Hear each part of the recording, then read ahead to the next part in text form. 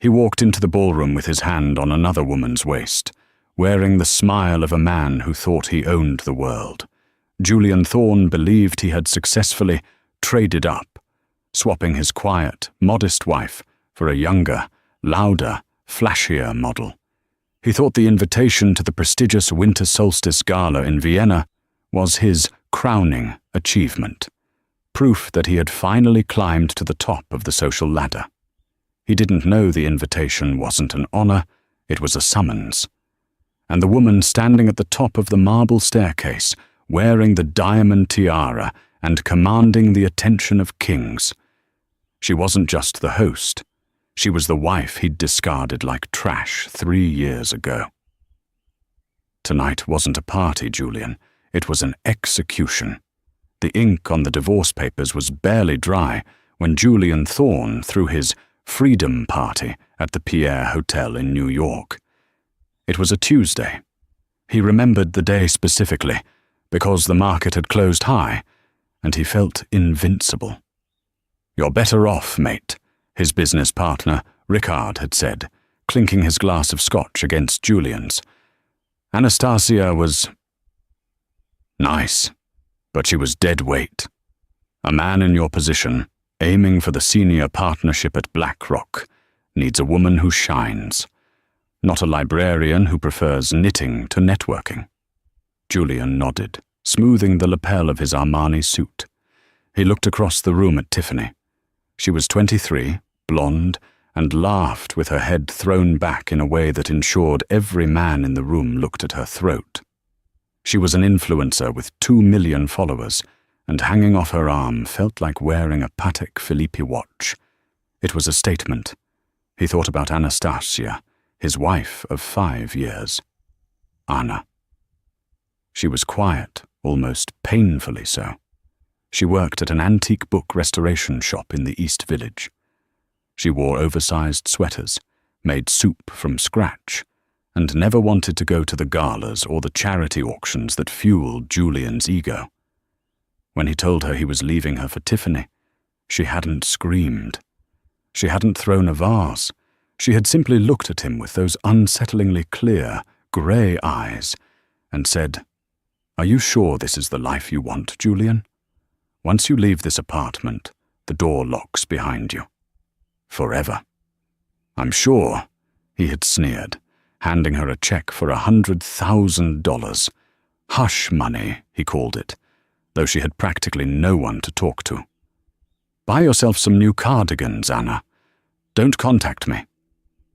That was 3 years ago. Since then, Julian's career had skyrocketed. He had moved from New York to London, orchestrating high-stakes mergers. He and Tiffany were engaged, a spectacle documented daily on her Instagram. Life was perfect. Then came the envelope. It arrived on a rainy Tuesday at his office in Canary Wharf. It was heavy, made of thick, cream-colored cardstock with gold leaf edging. The wax seal was an intricate crest he didn't recognize, a double-headed eagle holding a rose. "To Mr. Julian Thorne and guest, you are cordially invited to the Winter Solstice Royal Gala, Hofburg Palace, Vienna, hosted by Her Serene Highness, the Grand Duchess of Caris." Julian's hands trembled slightly. The Caris family was old European money, not just rich, ancient, the kind of wealth that whispered rather than shouted. Getting an invite to the Hofburg Palace wasn't something you could buy. You had to be chosen. "Tiffany," he shouted when he got home to their Kensington penthouse, "pack your bags. We're going to Vienna." Tiffany squealed, snatching the invitation. "The Hofburg, Julian, this is it. The press will be there. Vogue covers this every year. I need a dress.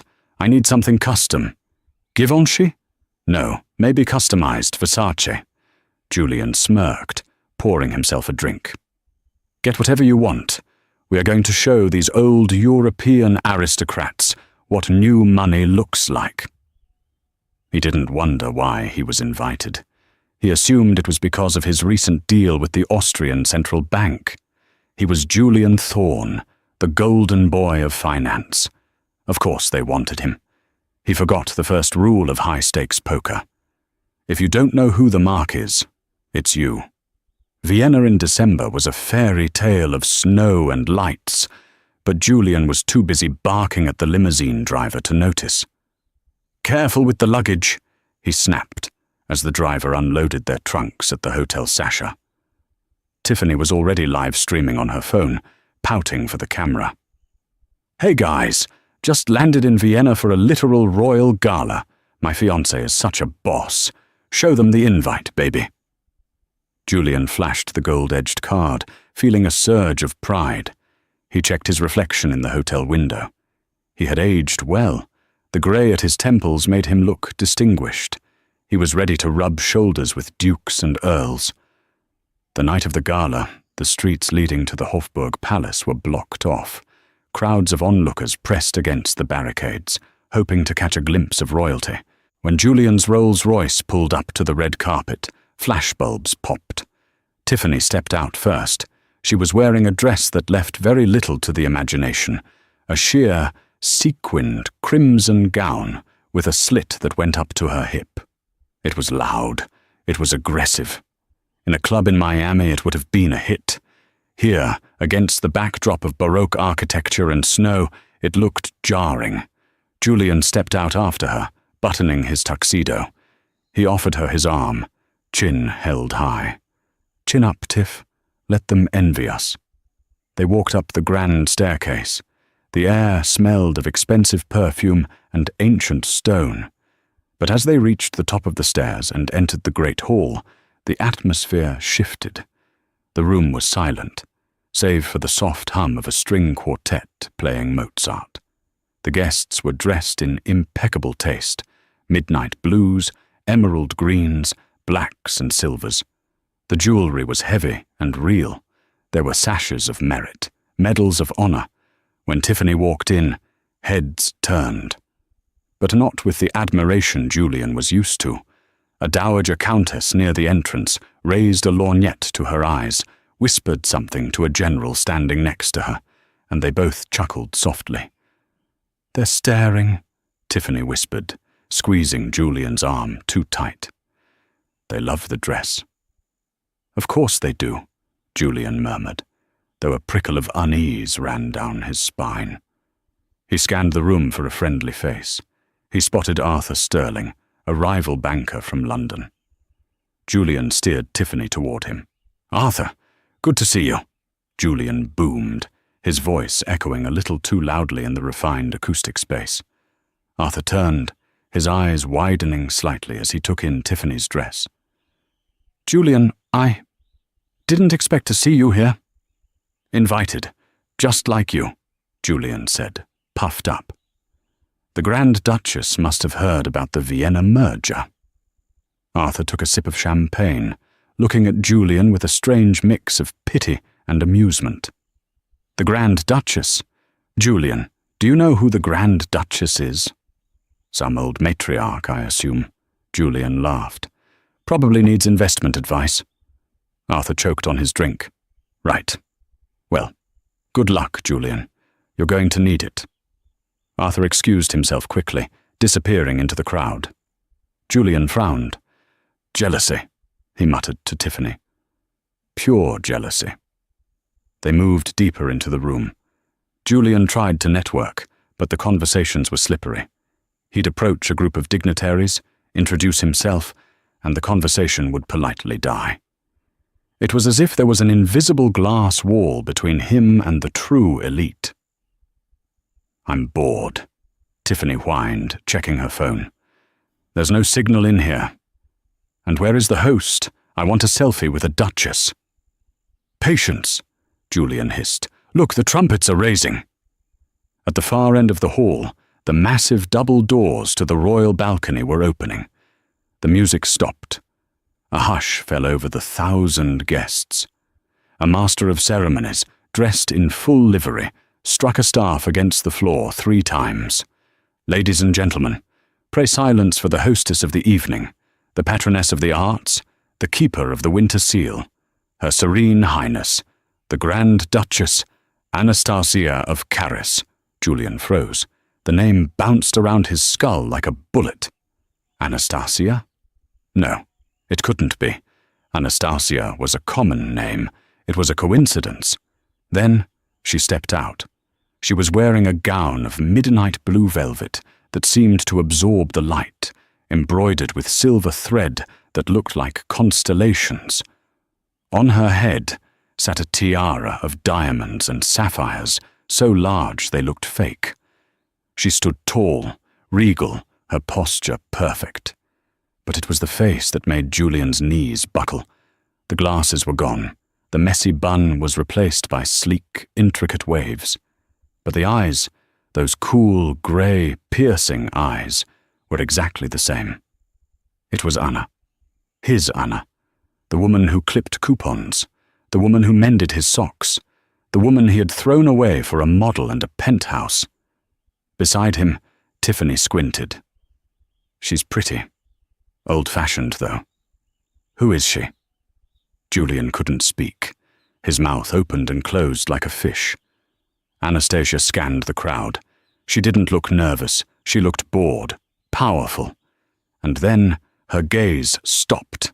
It locked onto Julian across the sea of people. She didn't smile. She didn't frown. She simply raised one eyebrow, a millimeter of movement that screamed more authority than Julian had ever possessed in his life. She turned to the microphone. "Welcome, friends," she said. Her voice was the same soft alto, but amplified. It sounded like thunder. "And welcome to those who believe they belong here." Julian felt the blood drain from his face. He wanted to run, but his feet were lead. "Babe, what's wrong?" Tiffany asked, snapping her gum, a sound that seemed deafening in the quiet hall. "You look like you've seen a ghost." "That's," Julian whispered, his voice cracking. "That's my ex-wife." Tiffany laughed, a loud, braying sound. "That? The queen of whatever? Julian, stop joking. You said your ex was a frumpy librarian." "She was," Julian hissed, grabbing Tiffany's elbow to silence her. "I don't know what this is. A trick. It has to be a trick." He watched as Anastasia descended the staircase. The crowd parted for her like the Red Sea. Men bowed, women curtsied. She moved with a grace he had never seen in their 5 years of marriage. How? His mind raced. How is this possible? He replayed their marriage in his head, the small apartment, her vagueness about her family. "My parents passed away when I was young," she had said. "I was raised by my grandmother in the country." She never said which country. She never said her grandmother was a queen. He remembered how she spoke 3 languages fluently. He had mocked her for reading French poetry, calling it useless. He remembered how she knew which fork to use at fancy dinners, correcting him gently, which he always resented. She was royalty the whole time. And she had hidden it. Why? Anastasia reached the bottom of the stairs. She was surrounded by a phalanx of admirers, but she held up a hand, whispering something to a guard. The guard nodded and began walking straight toward Julian. "Oh, God," Julian muttered. "She's going to kick us out." "Let her try," Tiffany said, fluffing her hair. "I have 2 million followers. I'll ruin her online." The guard, a man who looked like he carved statues with his bare hands, stopped in front of them. "Mr. Thorne?" "Yes?" Julian squeaked. "Her Highness requests your presence in the blue drawing room. Private audience." Tiffany stepped forward. "I'm coming too." The guard didn't even look at her. "The invitation is for Mr. Thorne only." "I am his fiancée!" Tiffany shrieked. A few nearby guests turned to look, their expressions filled with disdain. "Wait here, Tiff," Julian said, sweating. Let me smooth this over. It's probably a misunderstanding." He followed the guard through the crowd, feeling the weight of 1,000 eyes on his back. They walked through a corridor lined with portraits of ancestors, all of whom had Anastasia's nose or her chin. The guard opened a heavy oak door and gestured Julian inside. The room was smaller, intimate, with a roaring fire. Anastasia stood by the fireplace, her back to him. She was looking at a painting of a snowy landscape. "You're late, Julian," she said, not turning around. "You always were. Remember our second anniversary. You were 2 hours late because you were closing a deal. You missed the dinner I cooked." Julian straightened his jacket, trying to summon the arrogance that usually served him so well. "Anna." Or, "Highness, what is this farce? You're a book restorer from the East Village." She turned slowly. The diamonds on her head caught the firelight, creating a halo of terrifying brilliance. "I am Anastasia Maria Romanov Montclair, Grand Duchess of Caris. Book restoration was a hobby, a way to live a normal life, to see if I could be loved for me, and not the crown." She took a step closer. The scent of her perfume, jasmine and cold rain, hit him. It was the same perfume she wore when they were married, but now it smelled expensive, dangerous. "I gave up my title to marry you, Julian," she said softly. "I abdicated my responsibilities because I fell in love with a charming, ambitious boy I met in a coffee shop. I wanted a simple life." Julian felt a lump in his throat. You were rich? This whole time?" Anastasia laughed, a cold, bitter sound. "Rich? Julian, your net worth is a rounding error in my family's trust fund. I lived on a budget because I wanted to build a life with you. I wanted us to be partners." She picked up a crystal glass of wine. "But you didn't want a partner, did you? You wanted a prop, and when you thought the prop was too dull, you threw it away for a shinier one." "I loved you, Anna," Julian lied, stepping forward. He instinctively turned on the charm, the same charm he used on investors. "We had good times. I was just lost, stressed." "Don't," she snapped. The command was so sharp, Julian froze. "Don't insult my intelligence. You left me because you thought I held you back. You told me I was small. You told me I didn't understand the world of power." She gestured around the opulent room. "Look around, Julian. Do I look small to you now?" Julian looked at the tapestries, the gold, the history. He felt incredibly, shrinking small. "Why invite me?" he asked, his voice trembling. "To rub it in? To show off?" "No," Anastasia said, taking a sip of wine. "I invited you because I needed to sign off on the acquisition of your firm." Julian blinked. "What?" "BlackRock isn't making you a senior partner, Julian. My family's holding company, Caris Ventures, just bought the majority stake in your division. I am your new boss." The silence in the room was absolute. The fire crackled. You own my job." "I own your career," she corrected. "And I was curious. I wanted to see if the man who broke my heart had grown. If he had become a better man." She looked him up and down, her eyes landing on the door where Tiffany was presumably still waiting. "I see you haven't. You brought her. To the Hofburg." "She's my fiancée," Julian said defensively, though his heart wasn't in it. "She's a liability," Anastasia said coolly, "and she's currently live-streaming in the main hall, trying to steal a silver spoon. My security is watching her." Julian buried his face in his hands. This was a nightmare. "So, what now?" Julian asked, looking up. "You fire me." "Firing you would be too easy," Anastasia smiled. It wasn't a nice smile. "Tonight is a gala for charity, high-stakes poker, auctions, networking. I'm going to give you a chance, Julian. Survive the night. Keep up with this world you so desperately wanted to be part of. If you can last until midnight without embarrassing yourself or my company, you keep your job. If not," she let the sentence hang. "And if not? If not, I strip you of your assets. I blacklist you from every financial institution in Europe, and I reveal to the press exactly how you treated the Grand Duchess of Caris when she was just a wife." She walked past him to the door, her velvet skirts swishing. "Welcome to the high life, Julian. Try not to drown." She opened the door and walked out, leaving him alone, with the fire and the crushing realization that he was totally, utterly screwed. Julian stumbled out of the drawing room, dazed. He needed a drink. He needed a stiff scotch. He found Tiffany near the buffet, arguing with a waiter. "I asked for a Diet Coke, not water," she was saying loudly.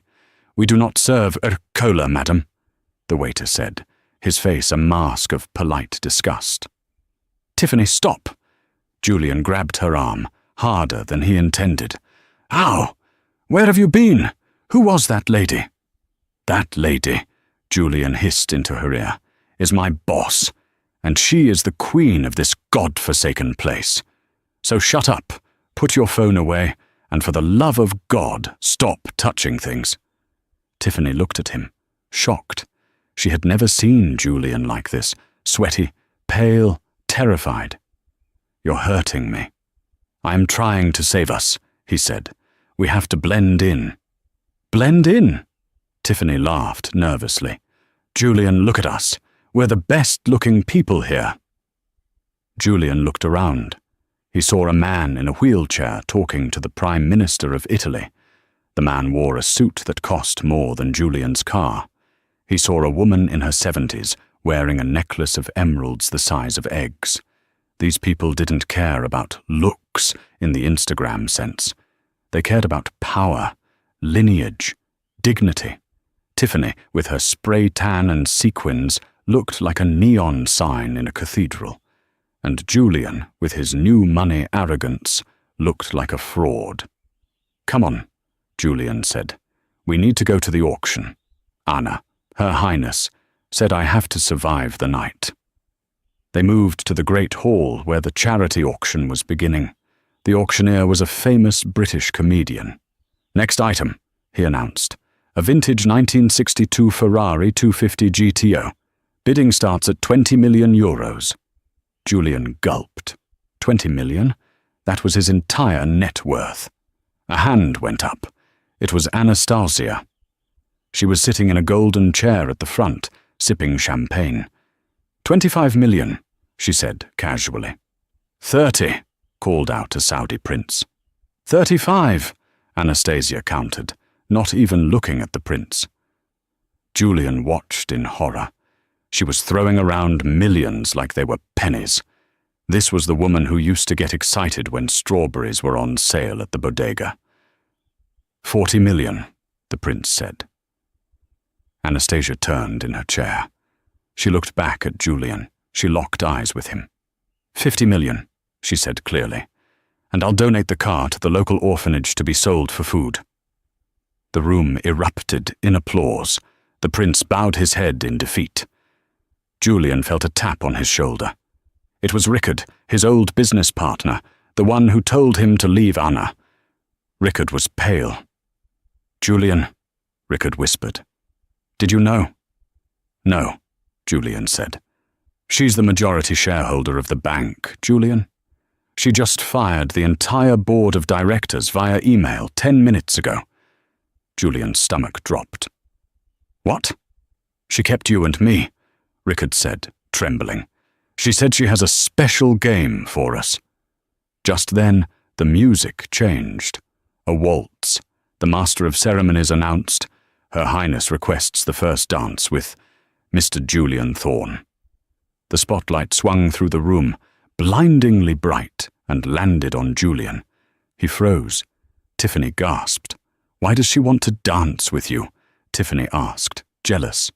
"Because," Julian whispered, terrified. "She wants to step on my toes." He walked onto the dance floor. His legs felt like jelly. Anastasia was waiting for him in the center of the room. She looked 10 feet tall. "May I?" she asked, extending a gloved hand. Julian took it. Her hand was cold. I don't know how to waltz, he whispered. You know that. We danced to Uptown Funk at our wedding. I know. Anastasia smiled cruelly. Follow my lead, and try not to trip. Every camera in Europe is watching. The music swelled. Strauss's Blue Danube. Anastasia began to move. She spun him with surprising strength. You look terrible, Julian, she said as they whirled. Is the guilt eating you? Or is it the fear of poverty? Please, Anna, he begged, struggling to keep his footing. Can we talk about this? Privately? We are talking, she said, spinning him faster. You wanted to be seen, Julian. Now everyone sees you. Look at them. Julian glanced at the crowd. They were whispering, pointing. They know, Anastasia whispered in his ear. I told them. Everyone here knows you are the man who cheated on the Grand Duchess with an Instagram model. Julian missed a step. He stumbled. Anastasia held him up with an iron grip, preventing him from falling, but the clumsiness was obvious. A ripple of laughter went through the crowd. Clumsy, she tutted. You never did have any balance. She leaned in close, her lips brushing his ear. By the way, your fiancé is currently trying to network with the Duke of Northumberland. He is notoriously conservative. I give it 2 minutes before she gets you escorted out. No, Julian gasped. 1, 2, 3. 1, 2, 3. Anastasia counted the waltz rhythm. Oh, look, there it goes. Julian spun around just in time to see Tiffany shouting at an elderly man with a cane. Security guards were swarming. Julian! Tiffany screamed across the ballroom. Julian! Tell them who we are. Tell them we're rich. The music stopped. The entire room went silent. Anastasia let go of Julian's hand. She stepped back, smoothing her dress. I think your guest is leaving, Mr. Thorne, she said, her voice projecting to the rafters. You have a choice. You can leave with her and never return to this world. Or you can stay, finish the night, and beg for your career. Julian looked at Tiffany, who was being dragged away by security, kicking and screaming about her subscriber count. Then he looked at Anastasia, beautiful, powerful, terrifying. He looked at the crowd of billionaires and royals. Julian Thorne made his choice. He turned his back on Tiffany. I'll stay, he said. Tiffany's scream of betrayal echoed through the hall as the heavy doors slammed shut behind her. Anastasia smiled. It was a smile of pure ice. I thought you might, she said. You always were a coward. Now, let the real games begin. The heavy oak doors closed, sealing the sound of Tiffany's screams outside. The ballroom was quiet again, save for the polite murmuring of the guests who had just witnessed a social execution. Julian stood alone near the pillar, his face burning. He had chosen his career over his fiancée. It was the pragmatic choice, the Julian Thorne choice, but the taste of it was ash in his mouth. Mr. Thorne, a voice rumbled. It was the large guard from earlier. Her Highness expects you in the library for the games. Julian straightened his tie, his hands shaking slightly. The games. Right. Poker. High stakes, the guard said, offering no smile. The library was a cavernous room, lined with books that smelled of centuries-old leather and dust.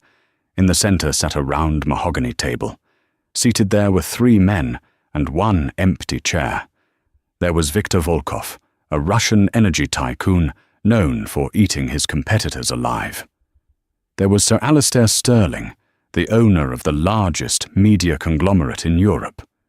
And there was a man Julian didn't recognize, a silent, scarred man shuffling a deck of cards with terrifying precision. And standing at the bar, pouring a glass of whiskey, was Anastasia. Sit, Julian, she commanded. Julian sat. The chair was velvet, comfortable, but it felt like an electric chair. The buy-in, Volkov grunted, lighting a cigar, is 5 million. Julian choked. I don't have 5 million liquid on me. I know, Anastasia said, walking over and taking the seat opposite him. I put up your stake, Julian. Consider it a loan. If you win, you keep the pot. If you lose, you owe me. Owe you what? Julian asked, eyeing the cards. Everything, she whispered. Deal. The game was Texas Hold'em. Julian was a good player. He had paid for his MBA by hustling rich kids in dorm rooms. He knew how to read a bluff. He looked at Anastasia. Her face was a mask of porcelain perfection. He realized with a start that he had never really looked at her when they were married. He had looked past her. He didn't know her tells. The hands went by. Julian played conservatively, folding on bad hands, observing. He won a small pot against Sterling. His confidence began to creep back. This was math. He was good at math. So, Julian, Anastasia said casually, as the dealer flopped the cards, a king of hearts, a 10 of spades, and a 2 of clubs. Tell the table, how did we meet? Julian checked his cards. A pair of kings. A coffee shop, he muttered, tossing in a chip. University place. A coffee shop, Anastasia repeated, calling the bet. Romantic. I seem to recall I dropped my books, and you helped me pick them up. You told me you were going to run Wall Street one day. I did, Julian said. And I told you I wanted to write stories, she said. The turn card was a jack of hearts. But you told me stories don't pay the rent. Volkov folded. Sterling bet high. Julian called. Anastasia called. I was being realistic, Julian snapped, the alcohol and stress loosening his tongue. You were living in a fantasy world, Anna. Someone had to be the adult. The river card fell. It was the Queen of Hearts. The table went silent. Julian looked at his hand. He had 3 kings, a strong hand. But the board showed a potential straight flush for anyone holding the ace and 9 of hearts. Sterling checked. Julian looked at Anastasia. She was staring at the Queen of Hearts on the table with a strange sadness. She's bluffing, Julian thought. She's emotional. She's looking at the Queen and thinking about herself. She doesn't have the cards. All in, Julian said, pushing his chips forward. 5 million. Sterling folded immediately. Anastasia looked up, her grey eyes locked onto his. Are you sure, Julian? You always were overconfident when you thought you had the upper hand. I'm sure, he sneered, unless you want to fold, Your Highness. I never fold on a good investment, she said softly. I call. Julian flipped his cards triumphantly. 3 kings. Read 'em and weep. Anastasia didn't weep. She didn't even blink. She slowly turned her cards over. The ace of hearts. The 9 of hearts. A royal flush. Julian stared at the cards. The blood drained from his extremities. It wasn't just a loss. It was a statistical impossibility. It was an act of God. You lose, Anastasia said, raking in the chips. That puts you 5 million in debt to me. Plus interest. You cheated, Julian gasped. Volkov laughed, a deep barking sound. Cheated? Boy, the dealer works for MI6. Nobody cheats in this room but the devil. Anastasia stood up, towering over him. I didn't cheat, Julian. I just knew you. I knew you'd see the king and think you were royalty. But you forgot the Queen. You always forget the Queen. She leaned across the table, her diamond necklace swinging like a pendulum. You owe me 5 million euros. You can't pay it, which means I own your debts. I own your mortgage. I own the lease on that ridiculous car you parked outside. Technically, Julian, I own the clothes on your back. Julian slumped in his chair, defeated. What do you want?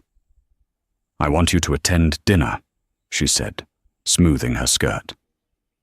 And I want you to smile. The main course is about to be served. The grand dining hall was a masterpiece of gold leaf and crystal.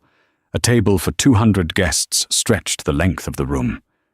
Julian was seated, not at the head, but at the very far end, near the kitchen doors.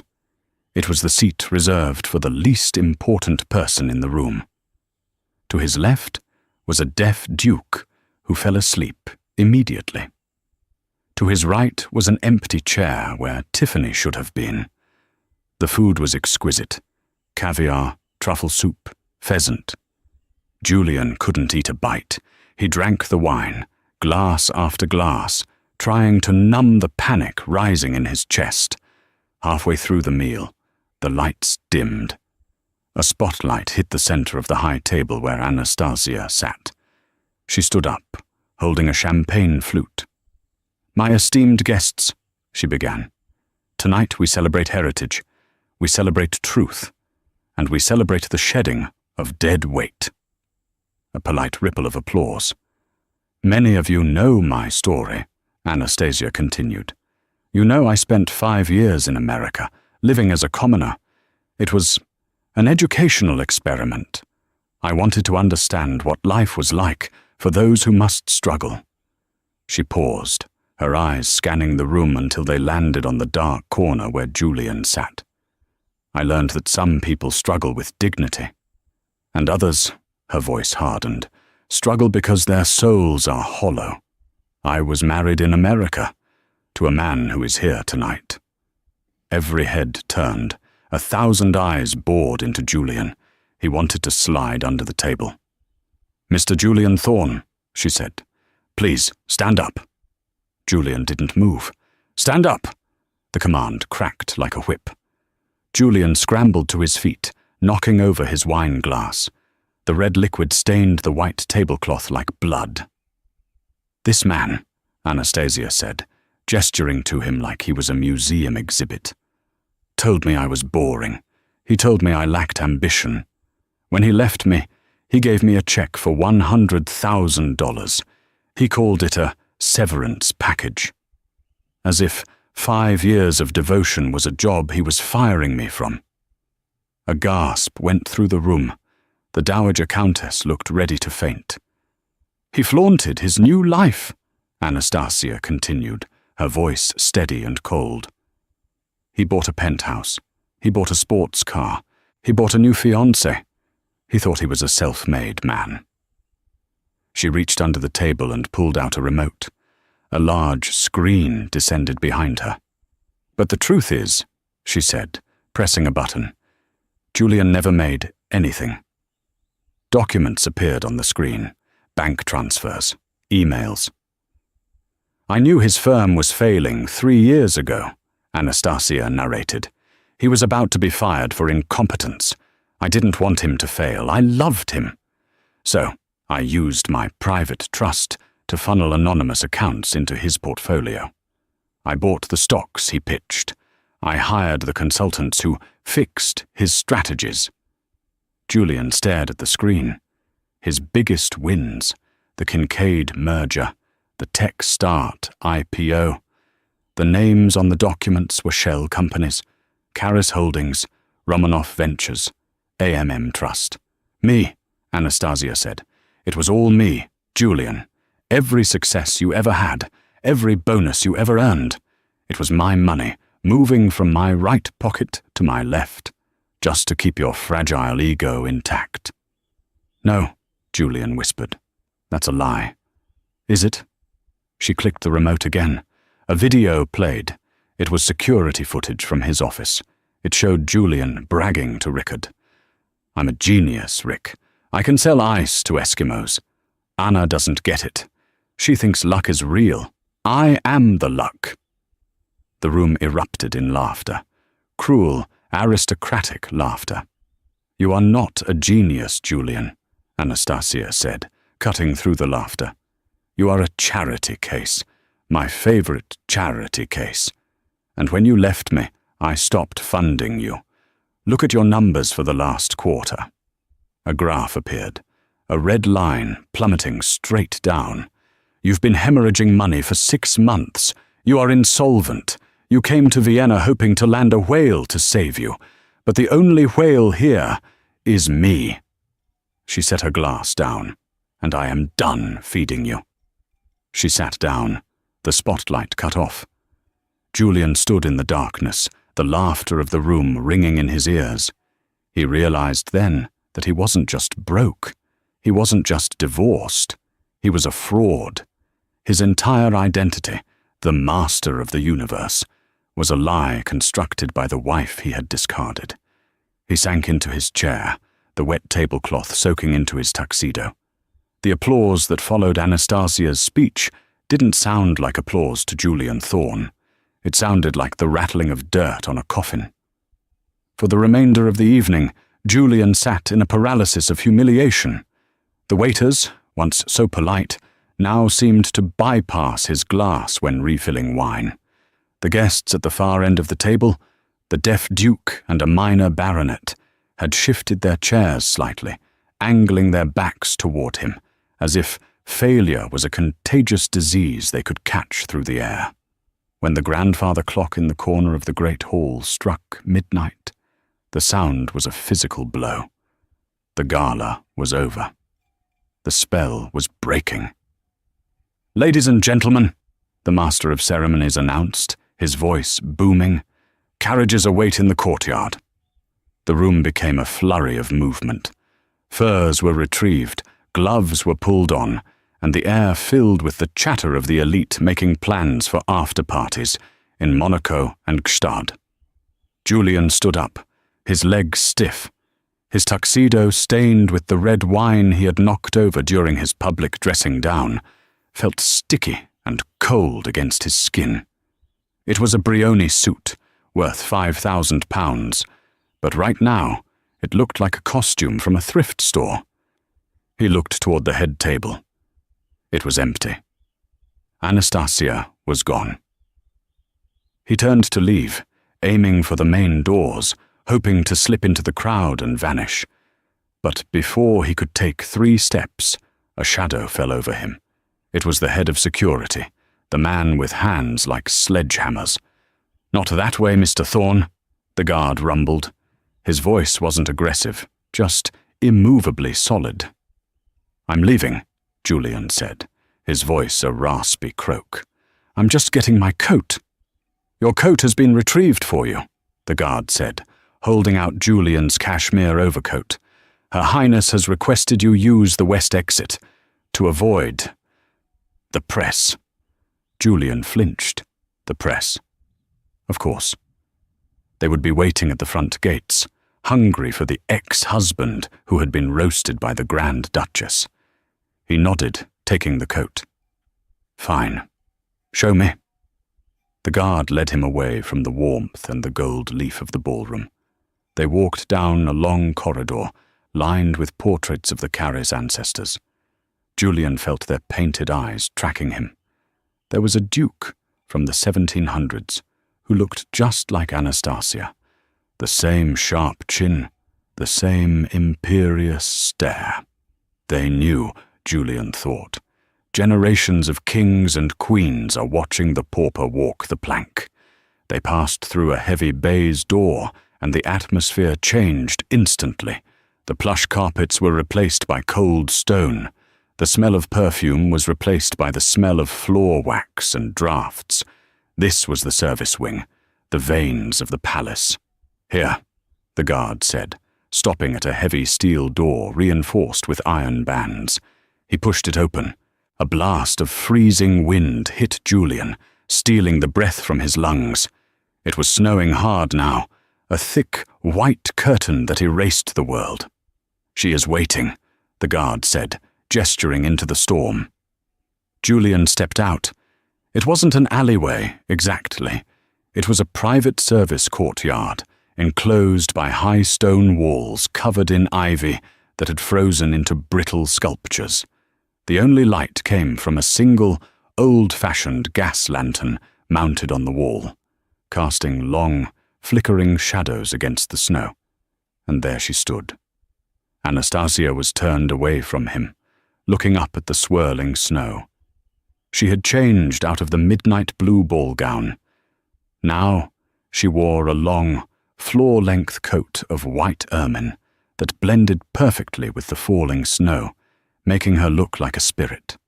Her hair was still done up in the intricate royal style, the diamonds catching the lantern light. But her posture was different. The commanding queen of the ballroom was gone. In her place was a woman who looked tired. Julian took a step forward. The snow crunched loudly under his dress shoes. "Anna," he whispered. She didn't turn immediately. She took a deep breath, watching a cloud of vapor rise from her lips. "It's peaceful out here, isn't it? Inside, it's all noise, calculations, strategies. But the snow doesn't care who you are. It buries the king and the beggar just the same." She turned slowly. Her face was pale, her grey eyes reflecting the gaslight. She looked at him, really looked at him, not with the anger she had shown at the poker table or the mockery she had displayed at dinner. She looked at him with a profound, crushing disappointment. "Why?" Julian asked, his voice trembling from the cold and the shock. "Why did you do it, Anna? You destroyed me, in front of the whole world. Was it just revenge? Did it feel good?" Anastasia sighed, a sound that seemed to carry the weight of 3 years of silence. "Revenge is a petty thing, Julian. It's for people who have nothing else. I didn't do this for revenge. I did it for closure." "Closure?" Julian let out a hysterical, jagged laugh. "You destroyed my reputation. You revealed I'm a fraud. How is that closure?" "Because you needed to see yourself," she said softly, stepping closer. The snow was settling on his shoulders, but he didn't brush it off. "For 5 years, and then for 3 years after that, you told yourself a story. The story was that Julian Thorne was a genius, a titan, a man held back by a boring wife. You believed that story so hard, you forgot what reality felt like." She reached into the deep pocket of her fur coat and pulled out a thick, sealed envelope. "I had to break the mirror, Julian. I had to show you the cracks. Otherwise, you would have gone on forever, thinking you were a victim of my mediocrity." She held the envelope out to him. Julian looked at it suspiciously. His hands were numb. "What is this? Another lawsuit? A restraining order?" "Take it." He reached out, his fingers brushing against her glove. The leather was warm. He took the envelope. It felt heavy, substantial. "Open it," she commanded. Julian tore the seal with shaking fingers. He pulled out a stack of documents. He squinted in the dim light. The first was a deed, title of transfer, Penthouse 4B, Kensington High Street. The second was a bank document, loan forgiveness, 5,000 Gadozos, paid in full by Caris Trust. The third was a contract, employment guarantee, Julian Thorne, regional manager, BlackRock, London. Julian stared at the papers. The numbers swam before his eyes. You're giving me the apartment," he stammered. "And the debt? You're wiping the poker debt." "I don't want your money, Julian," she said, her voice devoid of emotion. "I never did. And I certainly don't want that apartment. It smells of her perfume and your desperation." "Then why?" He looked up, tears finally spilling over, hot tracks on his freezing face.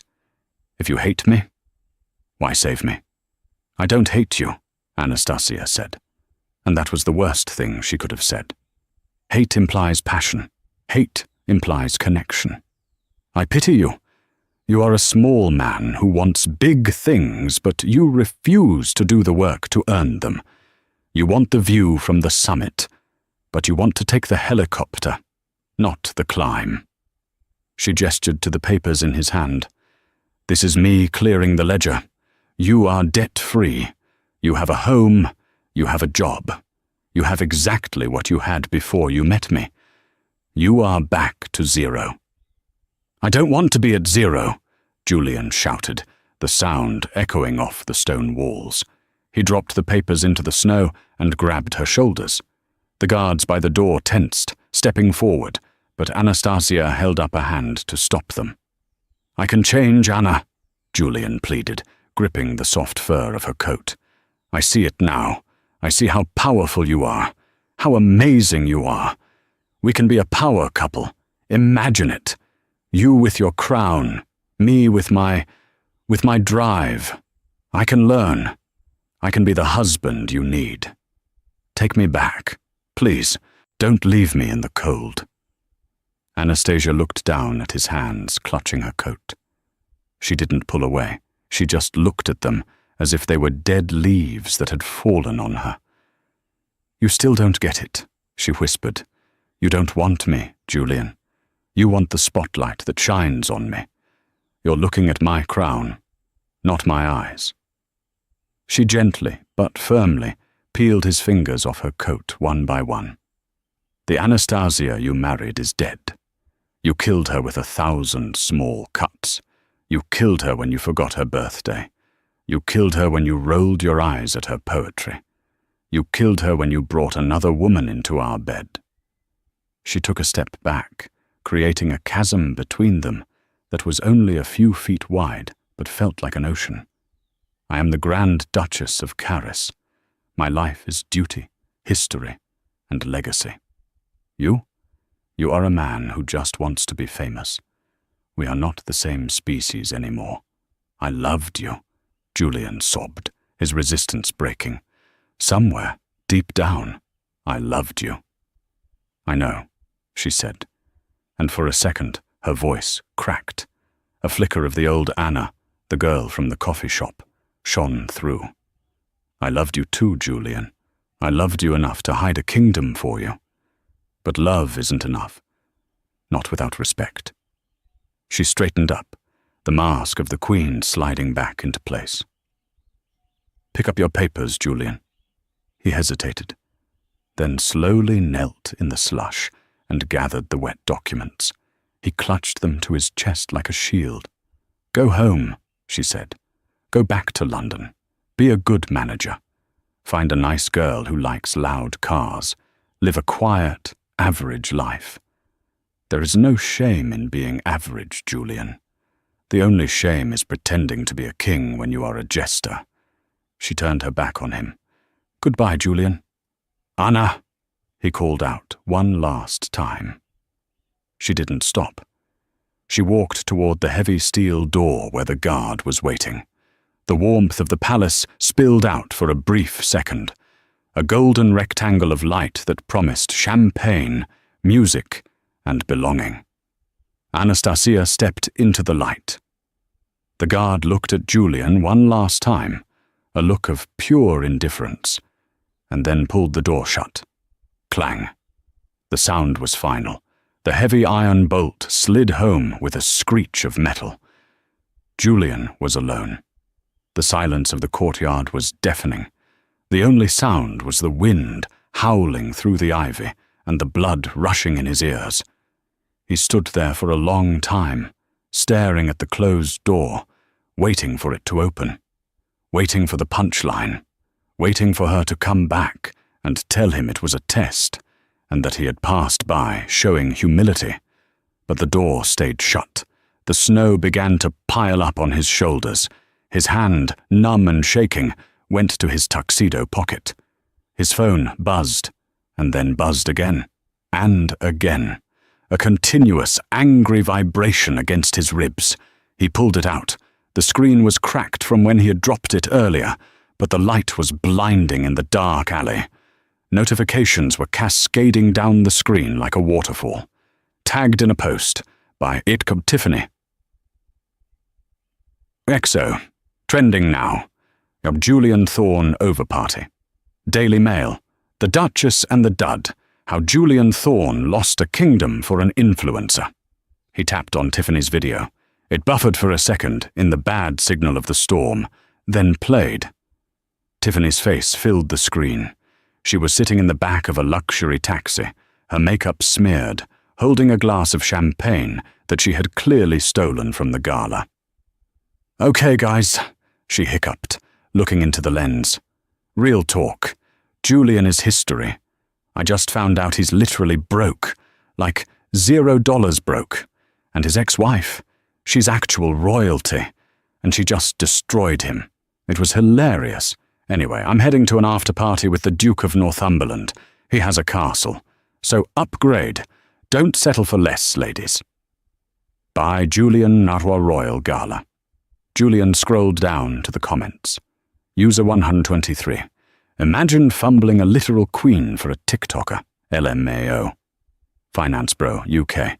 I worked with Thorne. Guy was always a fraud. Glad he got exposed. Anastan account. The way she looked at him at dinner. Chills. He's dead to her. He watched the view count tick up. 500,000. 600,000. 1 million.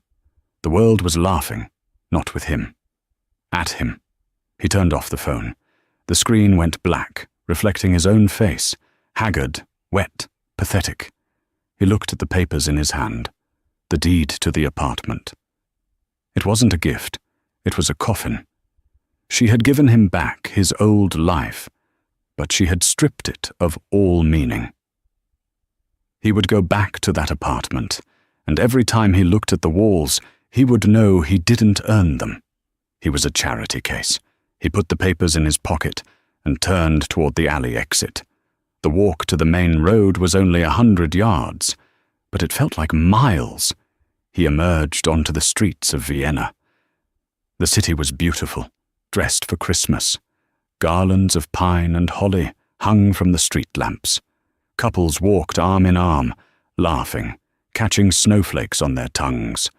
A taxi with a glowing yellow light drove past. Julian raised his hand, a reflex. The driver slowed down, looked at Julian, at his soaked, ruined tuxedo, his hair plastered to his skull, the sheer aura of defeat radiating off him, and sped up again. Julian lowered his hand. He walked.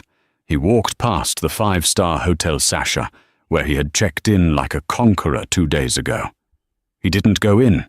He couldn't face the concierge.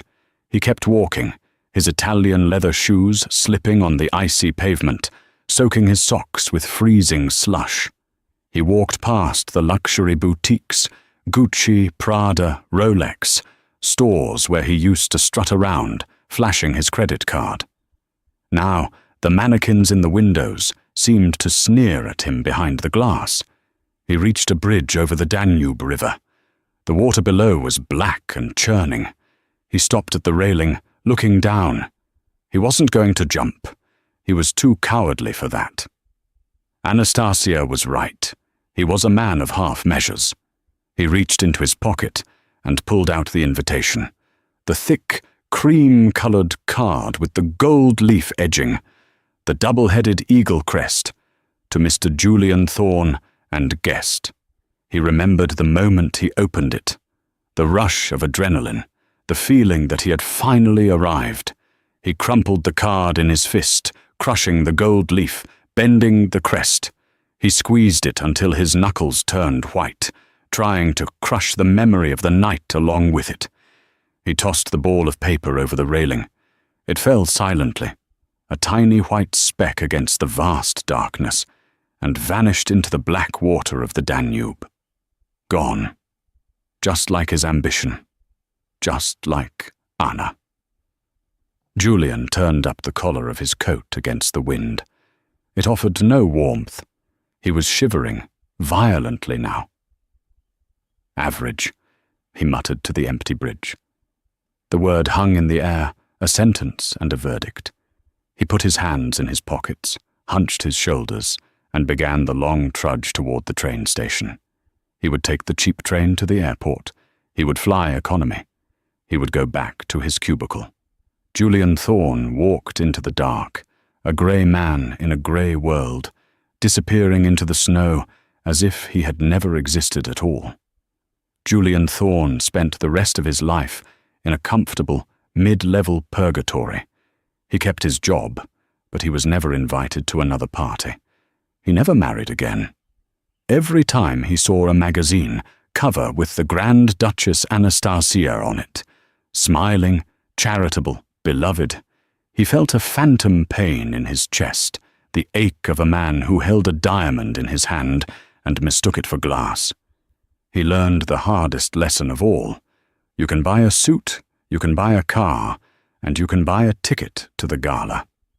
But class? Class is knowing the value of what you have before you lose it. And royalty isn't about bloodlines, it's about character. Julian Thorne had neither. Wow, talk about a reality check. Julian definitely got served more than just dinner at that gala.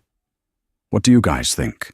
Did Anastasia go too far with the public humiliation, or did Julian deserve every single bit of it for how he treated her? Don't forget to subscribe and ring that notification bell so you never miss a story. We drop new dramas every week that are juicier than a royal scandal. Thanks for watching, and remember, be careful who you discard on your way up, because you might just meet them on your way down. See you next time.